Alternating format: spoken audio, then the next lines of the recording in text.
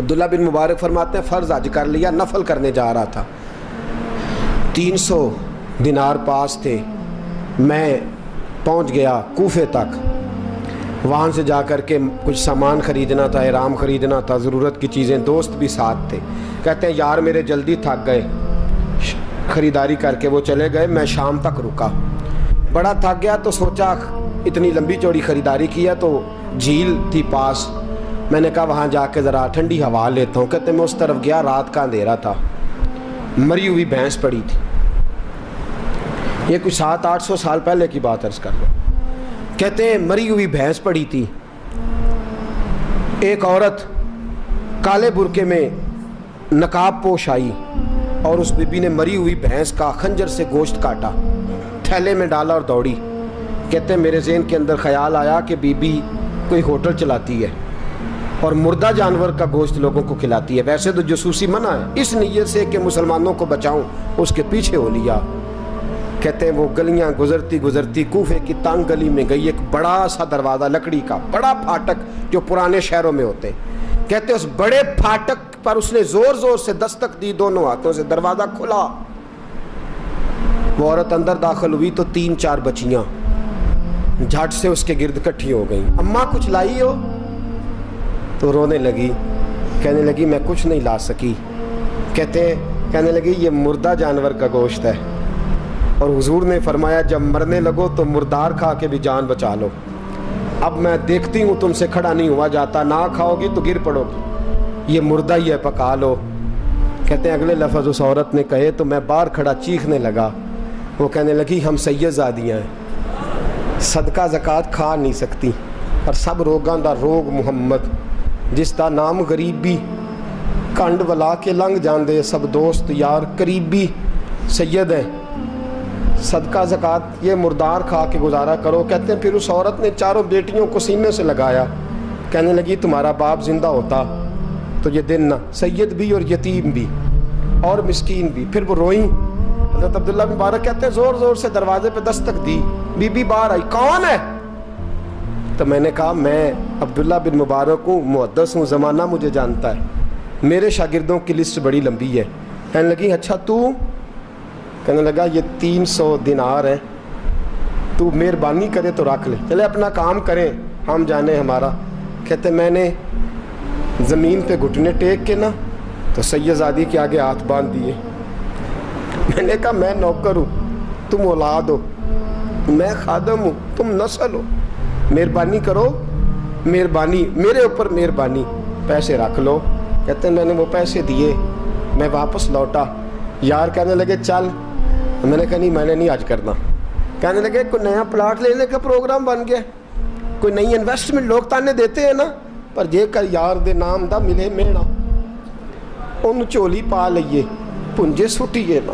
جے کر یار دے نام دی ملے سولی جھوٹا جھوٹ لئیے پچھاٹیے نا، کہتے ہیں میں نے کہا یار جیسے تمہاری مرضی سمجھ لو، یہ میرا راز ہے میں بتاتا نہیں، فرماتے ہیں لوگ حج کرنے چلے گئے، میں وطن آ گیا، 6 ماہ کے بعد قافلے لوٹے،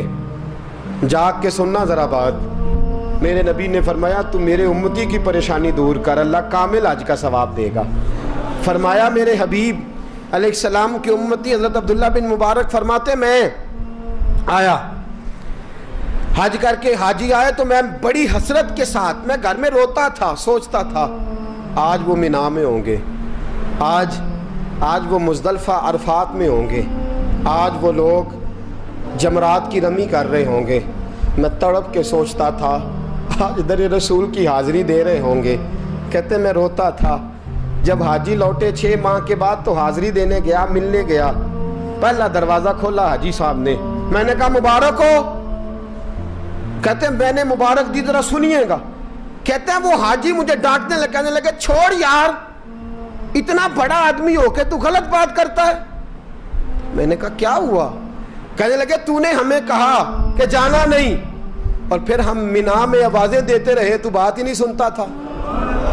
ہم آوازیں دیتے رہے ان اللہ علی کل شیء قدیر، آوازیں دیتے تھے، سنتا نہیں تھا، کہتے میں حیران ہوں، میں یار میں تو کیا نہیں، کہنے لگے ہم 11 حاجی جھوٹ بولتے ہیں تو اکیلا سچ بولتا ہے، سب نے دیکھا ہے، کہتے میں پلٹ آیا، चौथे दिन फिर एक हाजी को मिलने गया, मुबारक दी। कहने लगा छोड़ किस बात की मुबारक, मैदान अरफात में तो तूने बात भी नहीं सुनी और यहाँ मुबारकें कहते हैं अरफात में, और मैं तो नहीं। कहने लगे चुप कर, गलत बात भी करता है इतना बड़ा मुहद्दिस हो के। कहते हैं जब आखिरी काफिले आए, आखिरी दिन तो 8-10 काफिले इकट्ठे आए, शाम तक 7 काफिलों से मिला। हर एक मुझे कहने लगा बंदे के पास घोड़ा नया आ जाए, सवारी बड़ी आ जाए तो यारों से तो मिलना चाहिए ना, तू आवाज ही नहीं सुनता था। फरमाते हैं मैं थक गया कि इलाही माजरा क्या है, मैं तो यहाँ इस शहर की गलियों में फिरता रहा और ये सारे हाजी क्या क्या रहे हैं। फरमाते हैं रात को हजरत रबी बिन असलम, वो बहुत बड़े बुजुर्ग मुहद्दिस थे, वो भी हज करने गए, दरवाजे पे दस्तक दी, बाहर आए तो झगड़ने लगे। कहने लगे तूने मुझे किस मुश्किल में डाल दिया है। मैंने कहा हुजूर क्या हुआ, किस मुश्किल में। मैं तो मिल। कहने लगे छोड़ यार, आलिम था तो मैं तेरी इज्जत करता था, तूने ये क्या किया। मैंने कहा क्या हुआ। कहने लगे याद नहीं जब तू रोजा रसूल के सामने मिला था, जब नबी पाक के मुवाजे के सामने तो पैसों वाली थैली मुझे पकड़ा गया, पकड़ अपने पैसे। मैं तो संभालते संभालते थक गया हूँ। कहते हैं यूं सीने से पैसे लगाए, घर आया, इशा पड़ी तो सो गया। मैंने कहा या अल्लाह उकदा खोल दे। रात गहरी हुई, मेरे घर की दीवारें चमकने लगीं,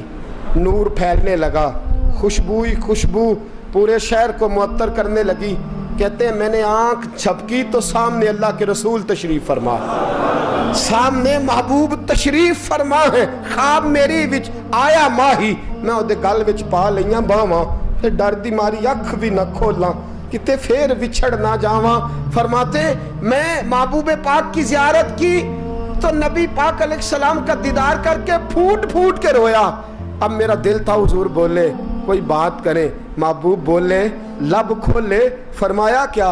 हुजूर ने फरमाया मैं तुझे कितने और गवाह भेजूं कि तेरा हज हो गया है। मैं कितने गवाह भेजूं कि हज तेरा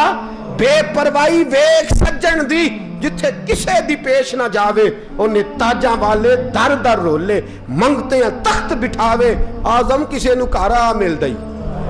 किसे नु कारा, किसे नु कारा मिल दई, कोई काबे हो खाली आवे। फरमाया कितने गवाह भेजूं कि हज हो गया। मेरे हबीब ने फरमाया उठ के थैली खोल के गेल ले, तूने 300 दिनार दिए थे, मैंने 600 करके वापस किए। फरमाया किन। हजरत अब्दुल्ला बिन मुबारक ने 60 हज फरमाए। उसके बाद कितने हज किए, एक फर्ज किया हुआ था 61 हो गए। फरमाते मैं बार बार गया और जब बुलाया सरकार ने खुद ही इंतजाम हो गए। फरमाते हैं बार बार मेरे हबीब ने फरमाया तू आ चाहे ना आ, रब ने तेरे नाम का फरिश्ता बना दिया है जो कयामत तक तेरी तरफ से हज करता रहेगा,